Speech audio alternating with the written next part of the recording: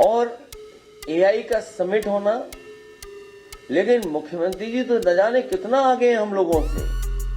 बोले अब तेल की इकोनॉमी नहीं बची है, अब ये नई इकोनॉमी डेवलप होती चली जा रही है, अर्थव्यवस्था डेवलप होने जा रही है। अरे हम उनकी बातों से धोखा खाएंगे क्या?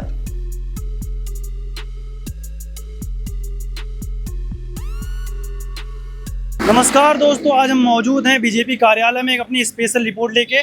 जो योगी जी गए हैं जापान का दौरा करने के लिए, पहली बार ऐसा देखा जा रहा है कि एक स्टेट के जो सीएम हैं वो जापान दौरे पे गए हैं। जापान की सिस्टमेटिक जो वो होती है वहाँ पे उनको बहुत अच्छा वेलकम हुआ है, बहुत अच्छी हॉस्पिटलाइजेशन के साथ हुई है। और हम एक बात करेंगे, एक मुद्दा इस पर उठा था, योगी जी के जापान जाने से अपने स्टेट को क्या फ़ायदा होने वाला है, ऐसा क्या क्या मुद्दा उठा था। तो हमारे पीछे देख सकते हैं लखनऊ का जो भाजपा कार्यालय है। तो हम एक बात ये थी कि योगी जी पे बहुत टिप्पणियां आ रही थी कि सीएम का जापान दौरे पे जाना क्या इसलिए भी खास है कि चुनाव बहुत नज़दीक है, एक साल चुनाव बचा हुआ है, तो अपनी पब्लिसिटी के लिए जापान गए हुए हैं।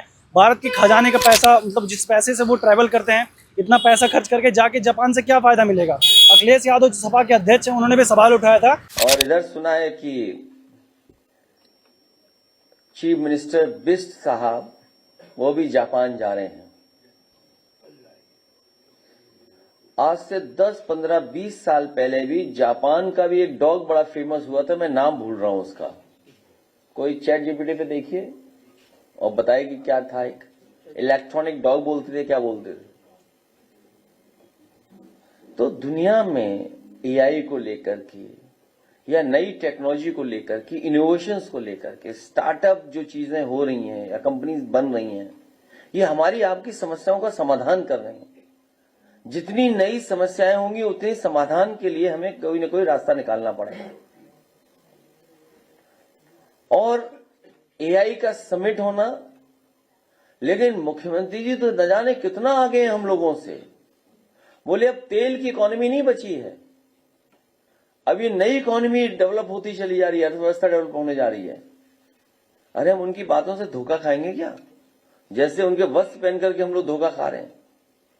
जापान दौरे पे जाने से पहले योगी जी को टोक्यो जाना चाहिए। जापान की एक सिटी है, वहाँ जाके उनको वहाँ का इंफ्रास्ट्रक्चर देखना चाहिए कि वैसा इंफ्रास्ट्रक्चर यूपी के जो सिटीज़ में ऐसा क्यों नहीं है। और सबसे स्पेशली उन्होंने जो टारगेट किया वो हमारे माननीय मोदी जी का जो संसदीय क्षेत्र है बनारस, उसको लेके उन्होंने टारगेट करके ये कहा है कि बनारस में ऐसे डेवलपमेंट कब होंगे, जापान से आप वो सीख के आएंगे क्या यहाँ पे। और इस जो ये देखा जा रहा है यात्रा, इस यात्रा से यूपी के ग्रोथ को क्या फ़ायदा मिलेगा वो देखेंगे। तो बता दें, पहली बात ये भी हो सकता है कि किसी दूसरे देश का कोई अगर सीएम वहाँ पे ट्रैवल करता है, वहाँ पे जाता है, वहाँ वेलकम होता है, तो उससे काफ़ी चीज़ें होती हैं। इन्वेस्टर्स जो वहाँ के होते हैं, बिजनेसमैन होते हैं, वो अपने सिटी में इन्वेस्ट करना चाहेंगे, यहाँ पे आके अपने बिजनेस के बारे में, अपनी बड़ी बड़ी कंपनियों के बारे में। और आजकल एआई के ऊपर इतनी बात चल रही है भारत में, तो एआई कंपनीज़ भी जो जापान की हैं वो उत्तर प्रदेश में आना चाहेंगी, यहाँ पे अपनी फैक्ट्रीज लगाना चाहेंगी, इंफ्रास्ट्रक्चर उससे इम्प्रूव होगा। तो आपको कैसे लगी ये रिपोर्ट, हमें अपने कमेंट में अपनी राय जरूर बताइएगा।